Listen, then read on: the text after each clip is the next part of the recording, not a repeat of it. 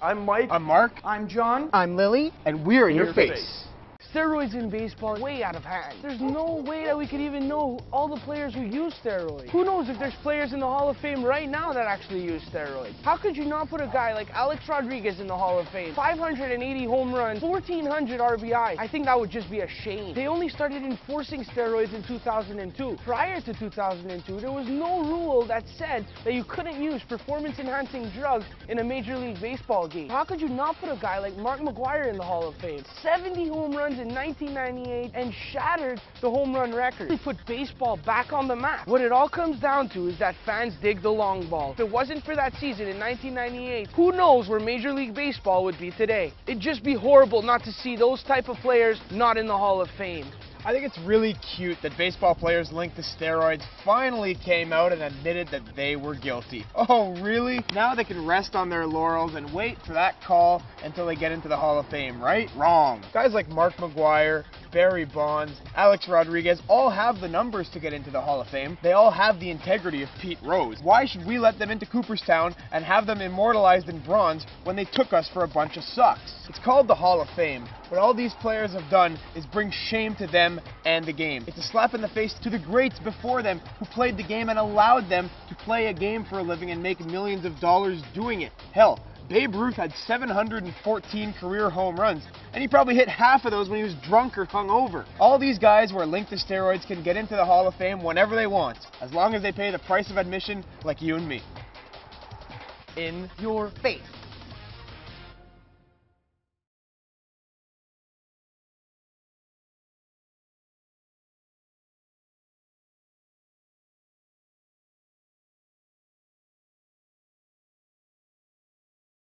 We already know NHL players can play hockey, right? So why should they steal someone else's thunder? It's not fair. Olympic hockey teams for Canada, USA, Russia, Finland, and Sweden have a huge advantage over the rest of the world. They all have NHL players.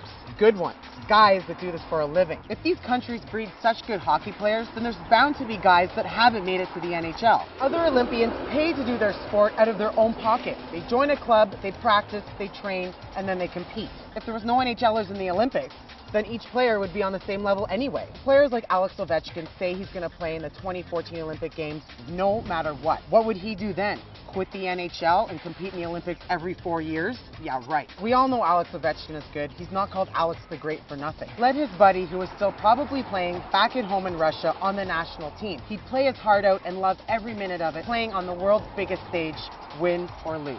It's safe to say that the best league in the world for hockey is the NHL. It showcases the best players, GMs, and the smartest minds in the business. Playing for your country at the Olympic Games is your #1 priority as an athlete. Do you think the guys on the Canadian roster were more worried about the phone call for the Olympic team or a phone call in the middle of July from the GM inviting them to training camp? Alexander Ovechkin and Yevgeny Malkin said they would leave the NHL if the NHL prohibited its players to be in the Olympic Games. No kidding. My point is made. Whether it's the USA basketball dream team or the Latvian men's hockey team, you gotta bring your best. This is why the IIHF has the Spengler Cup. It features elite European teams playing against minor pro players from Canada. Why? Because the show, the NHL, is currently on. Just cancel hockey at the Olympics altogether if you're not going to let the NHL players play in it. You could just call it shinny. In your face.